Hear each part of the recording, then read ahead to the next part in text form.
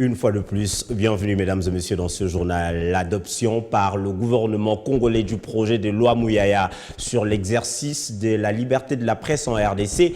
Lors du briefing hebdomadaire de ce lundi, le ministre de la Communication et Médias est revenu sur les avantages de ce projet de loi qui sera bientôt adopté par les deux chambres du Parlement pour sa promulgation par le chef de l'État. Ce texte qui apporte plusieurs innovations et adaptations vise à conformer le secteur médiatique à l'évolution des nouvelles technologies de l'information et de la communication, mais aussi à encadrer l'exercice de la presse en ligne. Nous avons réaffirmé le principe de la neutralité, de l'indépendance des médias publics. Là-dedans, nous avons confirmé la nécessité pour le gouvernement d'accorder des subsides à la presse pour le rôle qui est les vôtres. Nous avions achoppé sur... je ne dirais pas achoppé, mais nous avions sur la question de la dépénalisation, il y a eu beaucoup de débats, parce qu'il vous souviendra, durant les États généraux, qu'il était question pour nous de faire la salubrité médiatique pour ne pas consacrer une forme de régime d'impunité.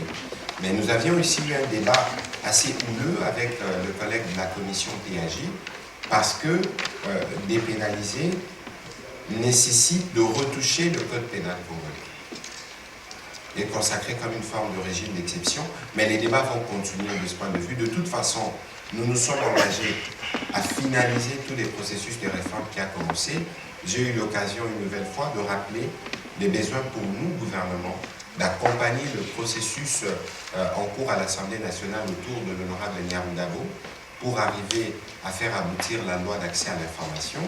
Nous avions eu des débats notamment sur le statut des journalistes. Il fallait, à l'époque, c'était une ordonnance loi, je pense, de 80.